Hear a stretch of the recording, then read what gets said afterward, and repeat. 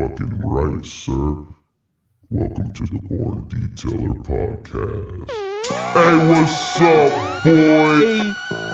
Born Detailer Podcast. I'm Jamie Gonzalez. I'm Chad Stoker. What's up, man? Guess who we got here, bro? You know who we got, bro? We got world famous Greg Masterson in full effect here. What's good, Mr. Masterson? Bro, we had some technical difficulties, but it's all good, bro. Yes, we did. We had some technical difficulties, but man, we're finally here and we're good. And it's Christmas Eve, and it's cold. Christmas Eve is cold. What's up, Greg? How are you, dude? It's weather out in California. Dude's raining, man. It's cold right now. Yeah, bro. How at one point?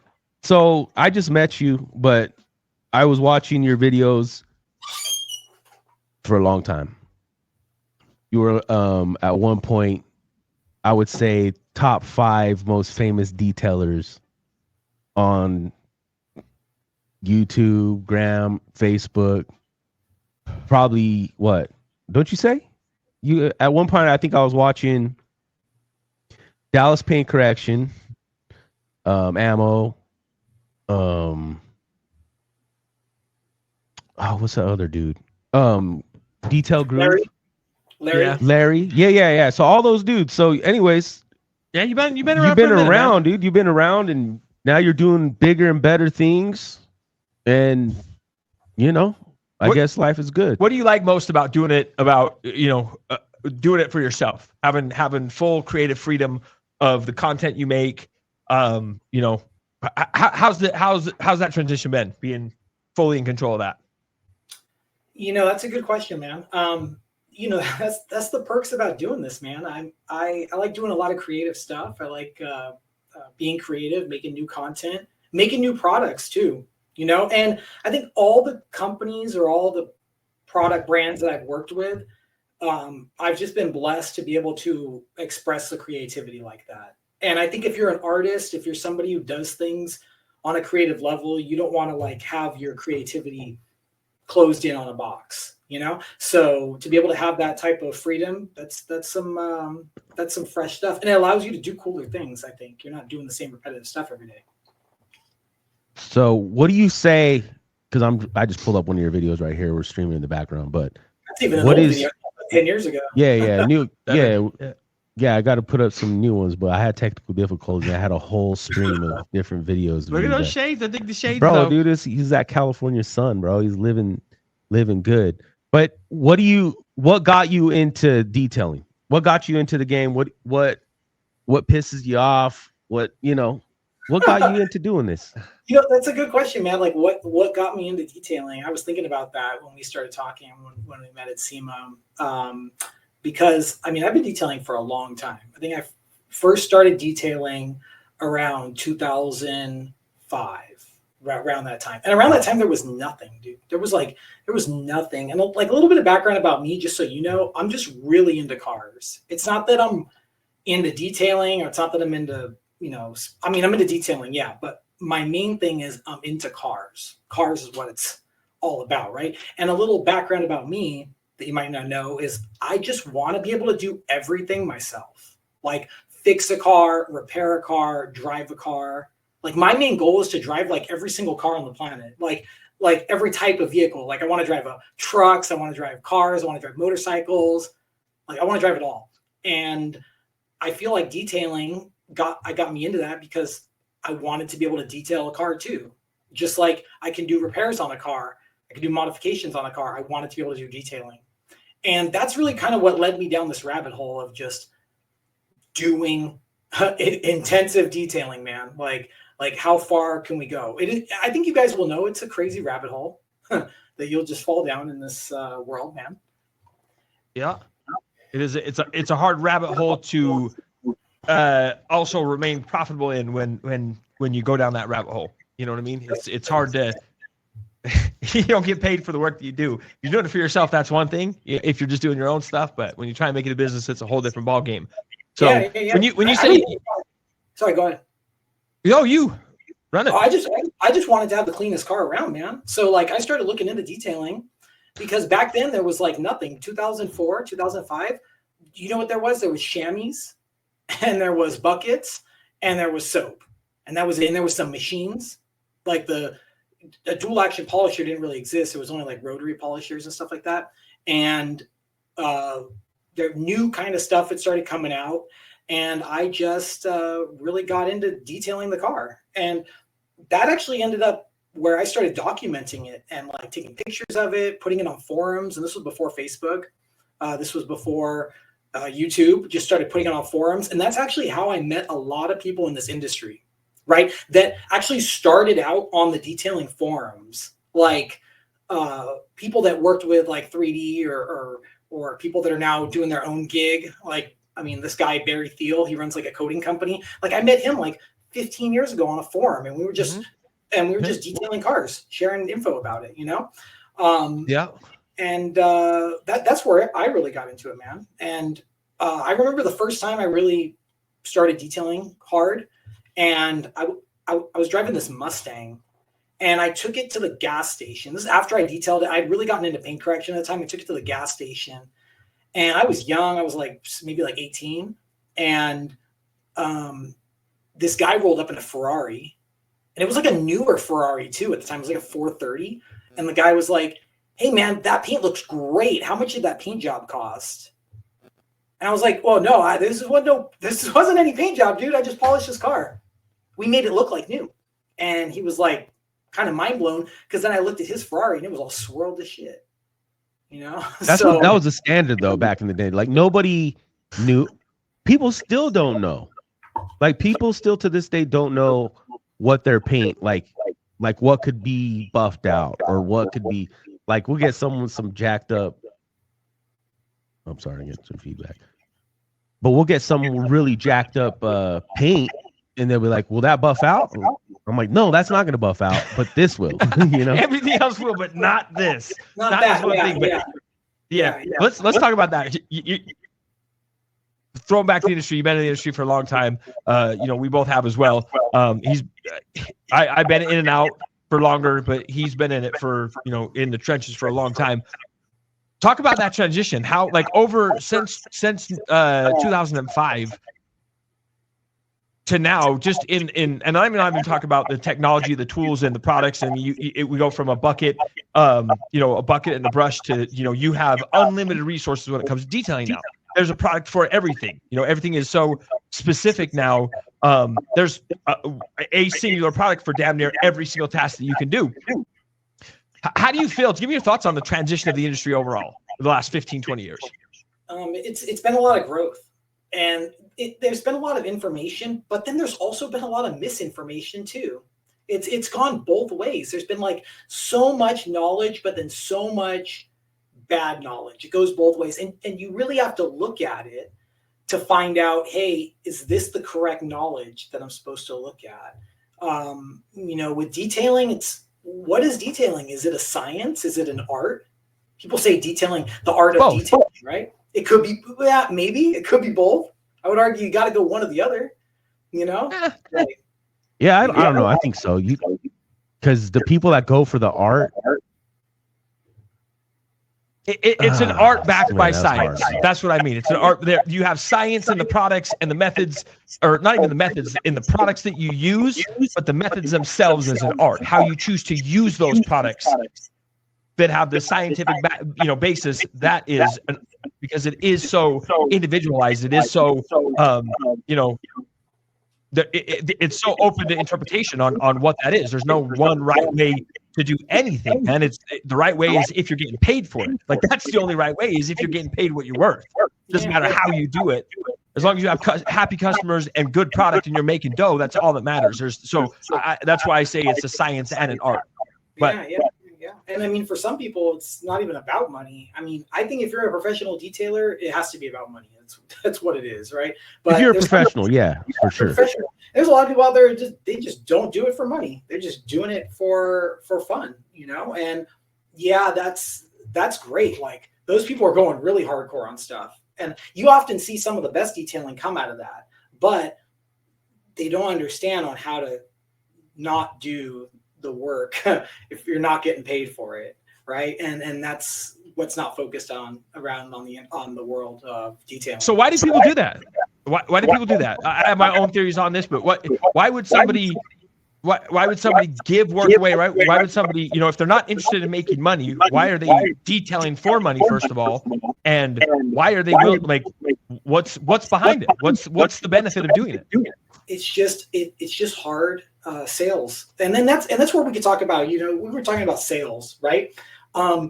Like I like selling stuff, dude. Like and that's what kind of attracted me to detailing is I thought that detailing was like so instant gratification. Like just to break down detailing, right? You're doing detailing for a professional. You could wake up in the morning, you could do cars, and you could get paid that day.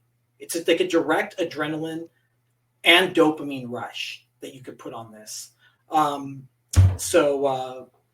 Chad has to bounce out, right? No. We just moved back. We just fixed some audio because we have crowds of reverb. But I would say it's a big dopamine rush. Like you get out, you do some work, you get paid that same day. It's like instant gratification. Boom, boom, boom. And for me, like that always goes back to like just basic seller instinct, Like I was always the person like, taking CDs and burning them and selling them at school. Or like, bro, I love that. Dude. That was like my style.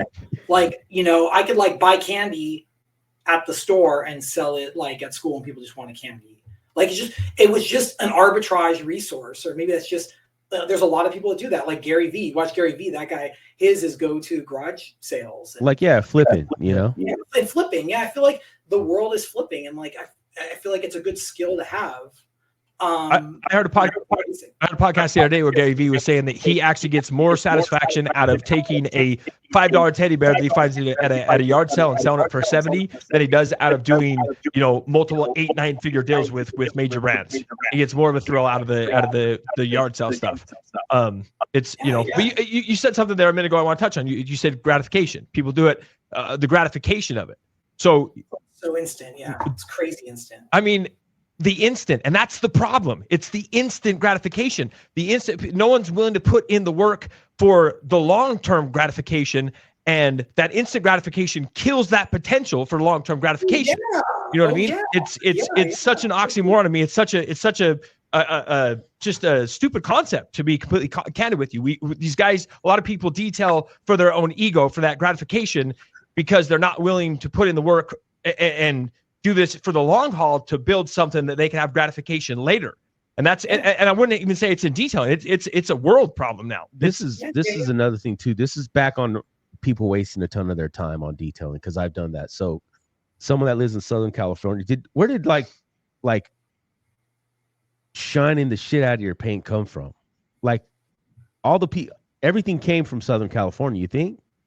A lot, yeah. Car culture, it came out here. I mean, car culture. It's like, bro, it's not about the money. Especially like if you're in car culture, it's like, yo, I don't give a fuck, bro. I'm gonna polish my paint for a week, because it's not about the money. It's more about it's the culture, right? Shiny cars, nice paint. You don't want to get made fun of because your shit ain't right. If you're doing it for yourself, that's one thing. You know what I mean? That's not. So how do you find the happy medium? Because you have people like me that run a business. You run a business. We're all in the game. We're doing all this stuff. So how do you get to that happy medium of being able, and that comes with training, right? So like you got to learn, because I know I have customers that call me and ask me for tips, and he's like, bro, I've been polishing this. I was like, what's wrong with you? Like, why would you do that? Like, you're not, and it's like they just need one thing, like, hey dude, you're doing that wrong. Try this out. And then, the jobs end up finishing. But I think it's a perspective shift. I think people need to shift their perspective. We look for the defect removal, the paint, the shine of the paint as the source of gratification. That's how we get our feel goods, right? Oh man, I did the best paint correction. I got the most defects out. I made the shiniest paint. Instead of, man, I'm building a successful business, or hey man, I gave that customer the best customer experience, but also made money for my family. Like I think to me, it's a perspective shift of where we're looking to get the gratification from. Yeah, I can go both ways. I mean, for me, I feel like the biggest thing with the you can. Yeah, I could see it how everybody has their own gratification that they're going to hit from it. It might be natural, just the dopamine rush they get from it. You know, that's why drugs, alcohol, so addicting, just because it's instant dopamine rush. And it's the same thing with like gambling, you know, like you put your money in the slot machine and bing, bing, bing. And then a few minutes later, you won again. It's kind of like detailing. I can go out and anybody can go out and, you know, okay, I got a job. I did it. Ding, ding, ding. You won that day. And that dopamine is addicting, man. Hell yeah, it is. When I thought I can get paid to detail cars, dude, it blew my mind. Like it was like holy shit, like bro, like I can do this and get paid, like because I do it for free. Like that's what I did, and I still do that for free. Like Sundays, I wash my car every weekend or every Sunday, no matter whether it needs it or not. Like, and that's a good two hours of my day, and it's not a punishment. You know what I mean? It's like, oh hell yeah, I'm gonna go listen to some music. I'm gonna shine my wheels up. I'm gonna make things. You know what I mean? It's just part of what. When I found out I can get paid for detailing, because I have a painter's background, so I actually started in a body shop and I did mobile bumper repair for years. So I started doing that like in 2003, and then what was the McGuire's DA that came out? Dude, it was the DA. That was like the 2004, maybe a little bit after that. Yeah. So around that. So because 7. I always was polishing with rotaries, I was taking out runs, I was taking out nibs, I was doing all that stuff, and we just used the rotary. And I knew to polish out and to finish out a car with the rotary, there's no money in that. Like it's gonna take you days to do that. And then when the DA came out, when that came out, it was like holy shit! Like the easy part now is now I can finish it out. I feel like I'm faster. Yeah. I feel like I can finish. Well, I can't. For finishing, I can't finish out fast. But we'll knock down and take out defects all day. We do that. We use rotaries here. Every one of my guys out here, because we have a body shop, so that's what I have, and we do everything, coatings, any paint type chip, of repair, bumper repair, PDR. We have 2 PDR guys, so we do everything here. Yeah. And we rotary everything that comes out of the shop if it needs it, and then we just finish out with a DA, now. But anyways, that's when I got into it, realizing, look, I can do a paint correction and get glass and make money. Because back then people were charging, if you wanted your car titties, it'd be like $3,000 or something like that. It was some crazy amount of money, and now you could get it. Knew how to do it. Huh? I don't even think, like, at the time when I was trying to get that done, like, I don't think anybody knew how to do that. Like I couldn't find anybody that'd be like, hey man, I'll pay you to detail this car and make it like take all the swirls out. I don't even think I could find anybody. And I still have that problem to this day. Like we're in California, there's so many cars. There's like no detailer that I could just call up today right now and send them to a job and know that it would get done 100%. That's how low detailers we have in California. We don't have enough. It's crazy. Why? See, that's what's so interesting, because I hear so many conflicting things about everyone in California. Let me tell you this before you say this. Every California detailer I've met always says it's oversaturated. No, they're wrong. And cutthroat. I think they're wrong too. They're wrong. And tell me how you think it's wrong. And that is one of the dumbest things I ever hear. And I can almost guarantee you that it's Christmas Eve right now. It's 12:30. If you're a real hustler, you would have your phone on, right? And I bet you we could like call some detailer, and I bet you they won't pick up the phone. Yeah, because they're just like I said. I feel like it's more people that detail have a problem with authority, so they get into detailing so they could. It's like the only something. It's the lowest barrier of entry. Like detailing is crazy. Like you could hop off a plane from a foreign country, land in America, go to Walmart, pick up like a bucket and some stuff, and you could be like on the street, like boom, making money, like that day. It's like I feel like you can't do that in any other country around the world but America. Or any other industry. Like what other business can you start for $200? Nah, people think like, hey, you could start a lawn. I would start window cleaning. So let's talk about this. If I was going to start a business right now, and you were like, yo, you need to start a business right now, I'd be a window cleaner. Yeah. But let's talk about that, because the low barrier of entry, it is such that's one of the blessings and the curses of this industry, right? Because that's how a lot of us start, but that's also how a lot of other people start that take this industry the wrong direction. But like with the introduction of the big money, going back to what we were talking about earlier, the transition. This is where I was going with the transition of the industry. We've got the eyeballs of big hitters now. I mean, we have actual venture capital firms that are coming into this industry, and to some degree are kind of starting to, I don't want to say take over, but they sure as hell are trying.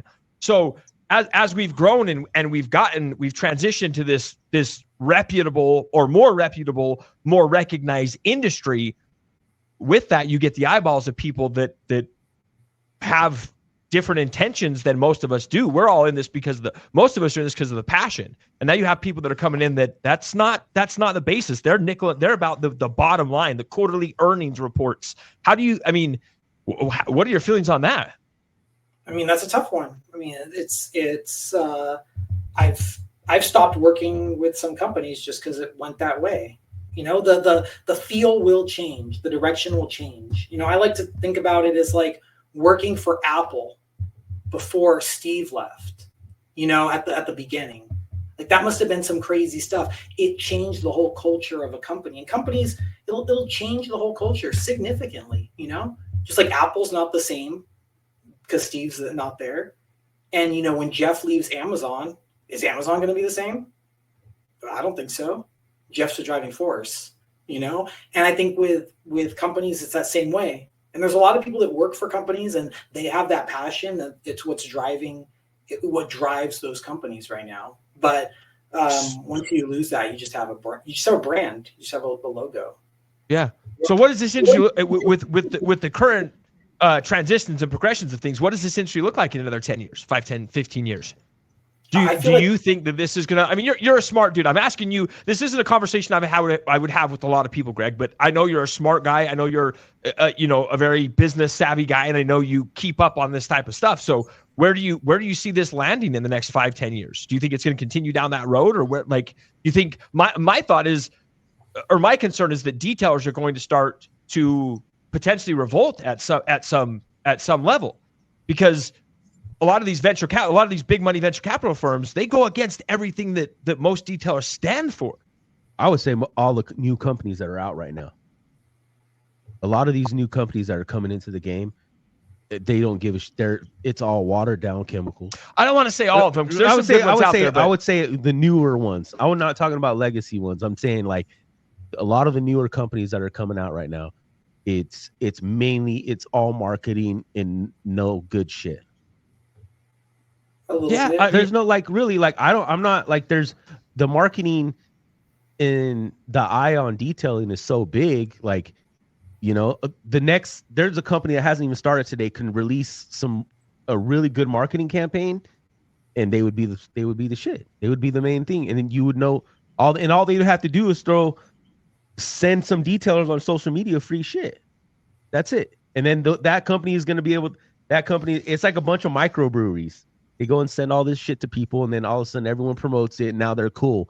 And then they go gang up on the legacy companies. You know what I mean? Like, but yeah, I mean, I see what you're saying. I think it's has a lot to do with what the basis, what the person behind that, what their intention is. I think intent is a lot, plays into this a lot. I think intention, if your intention is to take from the industry and just bleed it dry, that's that's obviously an issue. But I feel like there's some people that, well, that's why when I first met him and I found out that he's an actual detailer and he cares.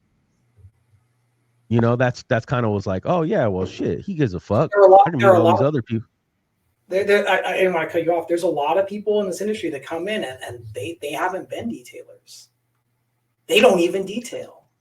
And you have to find out, because you could just ask, if you ran a business, let me see your business reviews. Let me see your Google page or your Yelp page, right? And if they don't have one, where were they, right? That's like the biggest documentation of all. When somebody says, I'm a good detailer, I say, let me see your Yelp page or your Google Maps page. And you'll know all about the business right there. I know you both. Yeah, no, really. So anyway, so what do you think? What's going to happen? I don't want to call out any names, but like, there was another. Go ahead, bro. No, there was another podcast you guys were doing, and you guys were like, "Hey, this detailer, he's going to go somewhere. He's young. He's doing good stuff. He has a lot of followers on social media."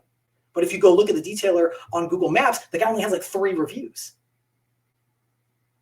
Yeah, so I know what you're talking about. That we weren't. Just to, I guess, clarify that. I don't think we were saying that his progression or his where he was going to do things was going to be in detailing. It was more about his content creation, because that's clearly what he does. That's clearly what he's after. That's clearly why he started. So it wasn't. I don't see that becoming a big or successful detailing company, but him as a content creator in the detailing space, I think he's got a lot of potential to do be successful. Yeah. So but that's where you draw that line, right? Yeah. I mean, I just like to see like, hey, here are these detailers going. And that's a lot of problems with detailing, man, this industry. It's because it's so low barrier to entry that people often don't do all the right stuff to have the best success in this industry. And that's why I like to talk about this, because detailing is so easy to do that why, instead of focusing on the detailing, why not focus on all the other stuff, like building your business or making customers? Because detailing's so easy. It's like a 3-year-old or a 7-year-old can detail. It's the easy part, for sure. It's the easiest part. So like then take all of your time and focus it somewhere else. Like maybe you're advertising or finding new customers or building websites. You would be surprised. Go ahead. Sorry. Going back to our original conversation, that's exactly the point I was making. Is instant gratification is what's causing that. This need for instant gratification is what keeps people from doing exactly what you're saying. Because they can go out and clean a car and have that instant gratification. They can clean it to the maximum. They can do the highest level paint correction in the world and get that instant gratification. And they can spend 3 days doing that instead of spending a day doing that and getting paid for their work and then spending 2 days on building their business. Because it's a lot harder to build a business because that gratification doesn't come for months, months, years down the road. But I can shine a car. I can do paint correction every day and get that instant gratification because I can get the most scratches out. And I think that's a huge reason. Where is the detailing industry going to be in 10 years? Yeah. So, but we go back to that question. Where do you think it's going to be in 10 years? I think we're going to go back to the service. The instant service. See, now this is where detailing is weird, because we're in a weird spot in detailing right now. And I talked about this a lot in conversations, and I feel like the ceramic coating industry ruined detailing, the way it's being sold. The way it's being sold, not the product itself. Damn, bro. The way it's being sold. Oh, dude, that's what I'm saying. Because and it didn't really kill it. It's because they were selling it like snake oil. It polluted it. It definitely polluted it. They polluted it.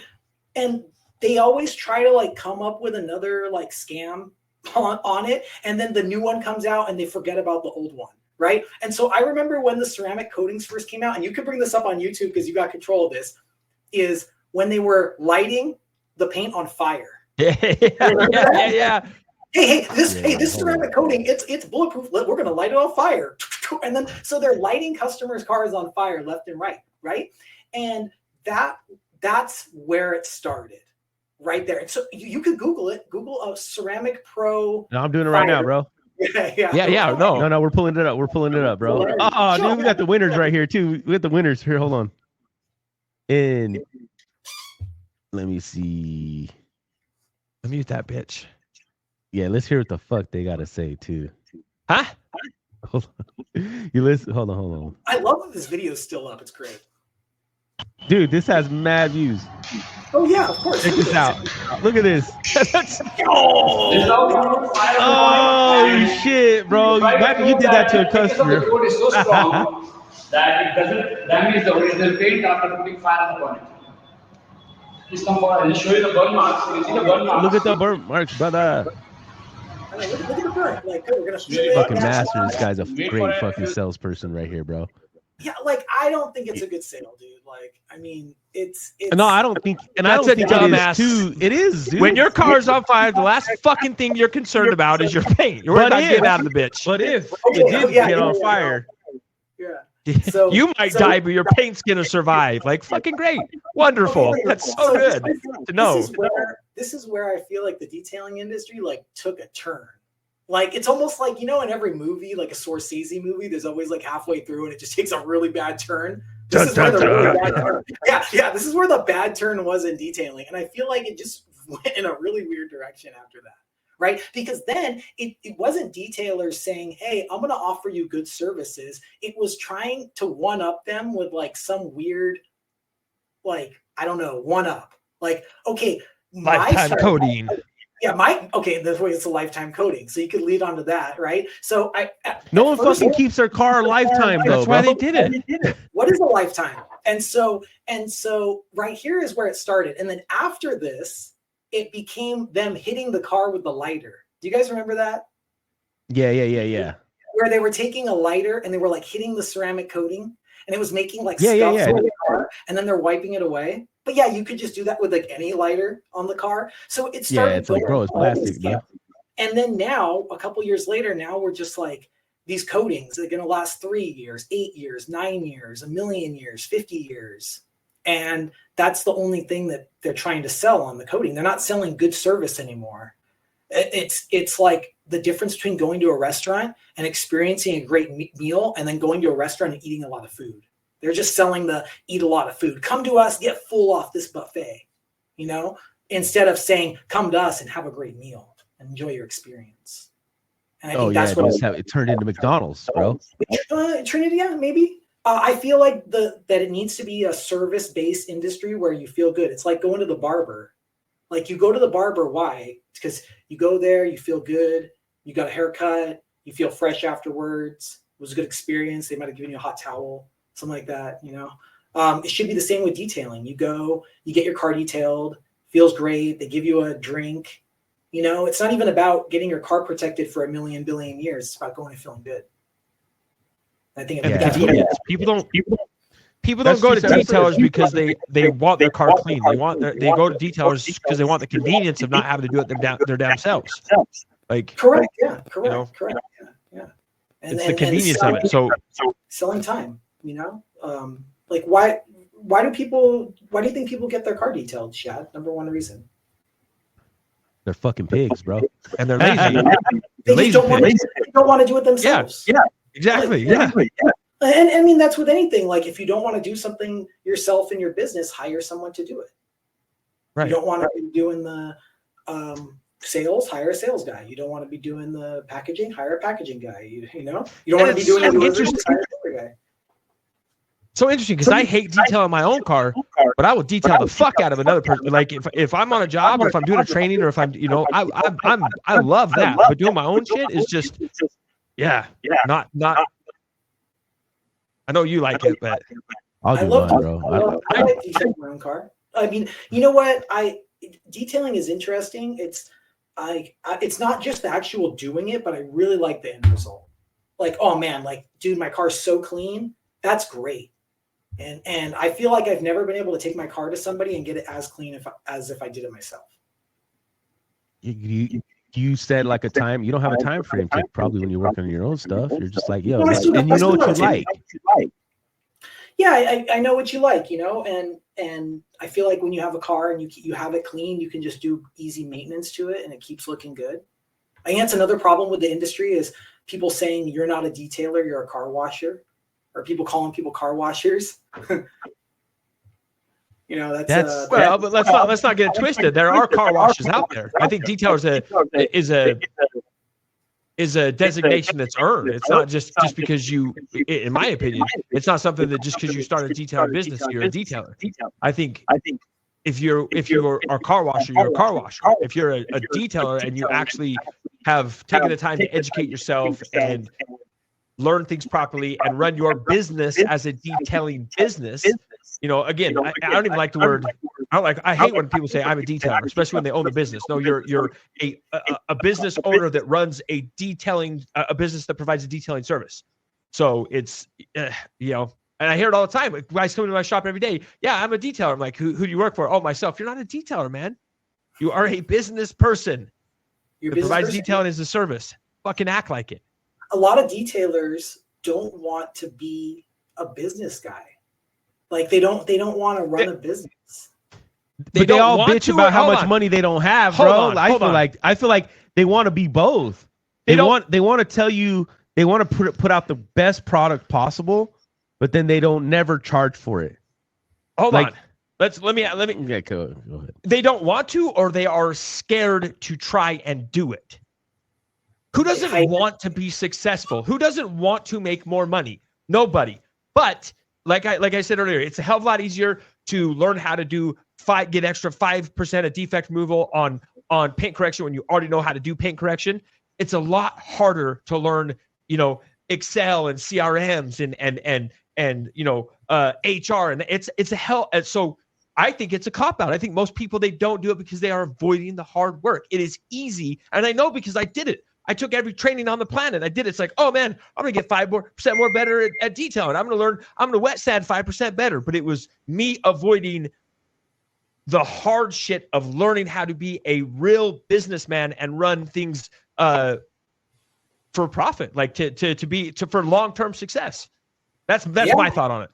Yeah. It's an interesting setup, man. Like with the industry, people they might be too scared to pull the trigger. There's a thing that people are scared of success, dude.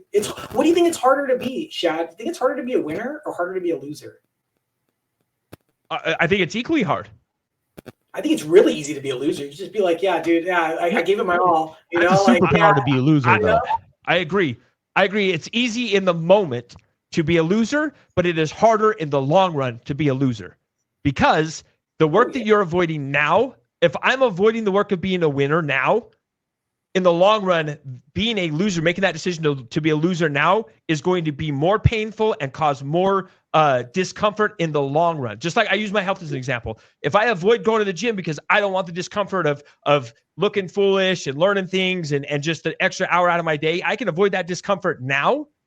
But in the long run, the discomfort of my health going to shit a lot sooner, it's a whole lot harder. It's funny, people avoid the hard things of learning to be a good businessman.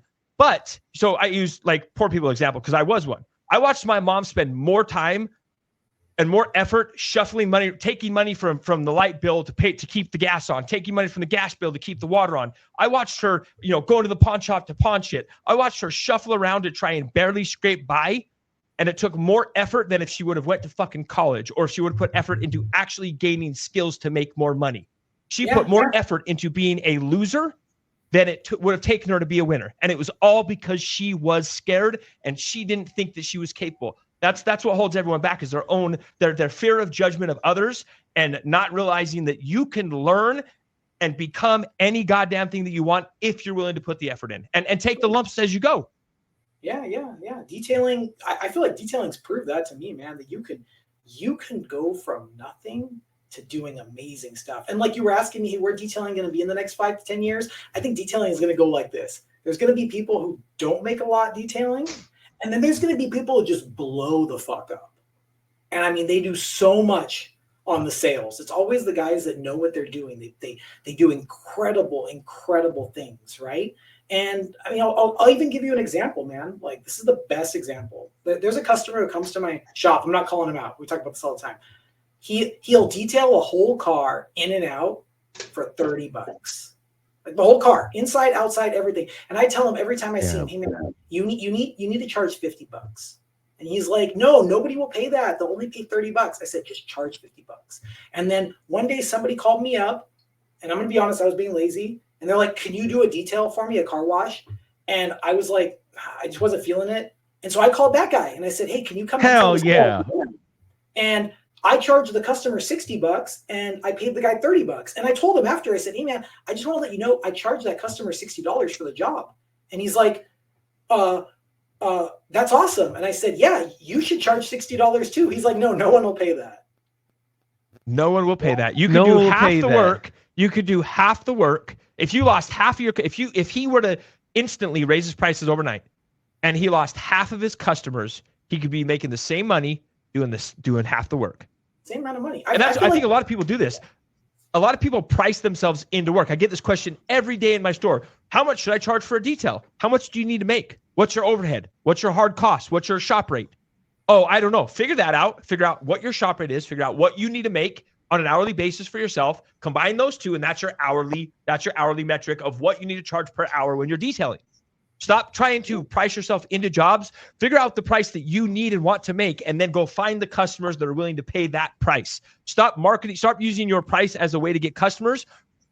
Create the services and go find the customers that are willing to pay that. Because a lot of people will, I know people that will pay $400 for a detail, and then, they can't get an appointment. They'll go down the road and pay $50 for a detail because they can get in. And it could be the same level of quality, but in their mind, they're like, man, this $50 detail was shit. Because they equate quality with a certain price tag. Bro, we should charge for this, man. We should charge for this, Charge for what? Really. Charge for this is just gem dropping, Yeah, hey. This is good. This is good stuff. And the crazy thing is, all the stuff that we're talking about, like that Chad, all three of us talking about, this stuff's like out there on the internet, right? People just need to watch it. They need to focus on becoming. For me, it was becoming a student of selling. Like, I was like, dude, why not focus on that? And before, like, you had to watch all those tapes, or you had to, you remember, like, back in the 80s, people would be like, listen to like sales tapes, and here's how you sell. Now all that stuff's on the internet, dude. You watch Gary Vee, and he's like buying stuff from a garage sale and selling it on eBay. Like, you could literally just buy anything. I feel like that's detailing. It's all work, bro. People don't want to work. Do you want to put in the work? Sorry, do you want to put in the work? That's how it is. Take your opportunity. You want to know why my phone's ringing? This is so funny. Somebody out there took my phone number and put it on Craigslist that I was selling goats and sheep. Okay, as like a joke, Fuck right? them, dude. They're just mad, bro.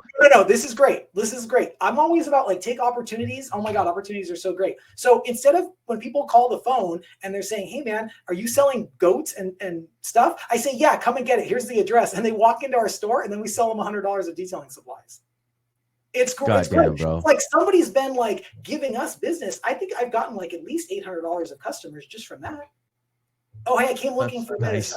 But I came looking for that. It's just opportunities like this are good. That's why my phone's ringing right now on Christmas Eve. Let me show you how to clean your car after you go pick that goat up. Yeah. But check this out. So hold on. There's something I want to say real quick. So you said, this information is on the internet, or you could, everything that we've said, you can learn. Absolutely. Without question. None of this is new or none of this is information that any of us have created.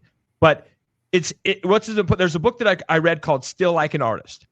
And the whole premise of the book is there is no new information. There is no new anything. All it is people taking and giving their spin on something that they learn.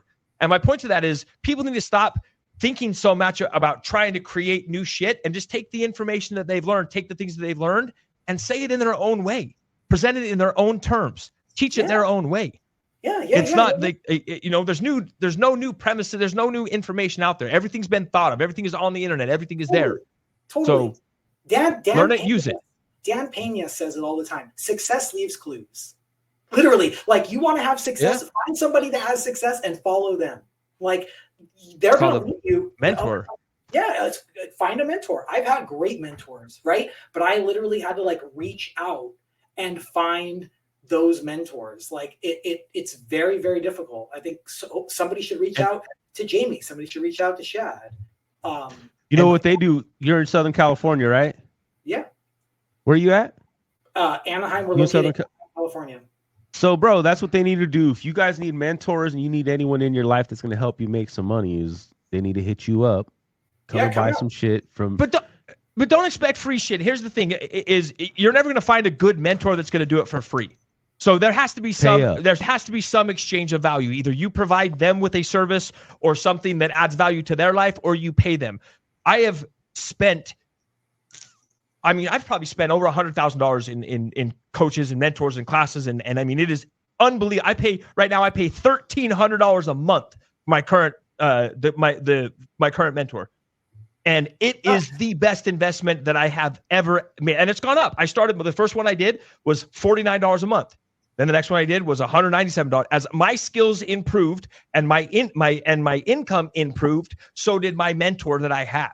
And now I went from $49 a month to now I'm paying $1,300 a month for one and $400 for another one. That's a freaking Porsche, dude. That's a 911. Mm-hmm. But hey, dude, you can get that. You can get that 911. You can get what you want to get. You know what I mean? Like everyone needs mentors. Yeah. For me, but you know what? I've worked for a lot of my mentors.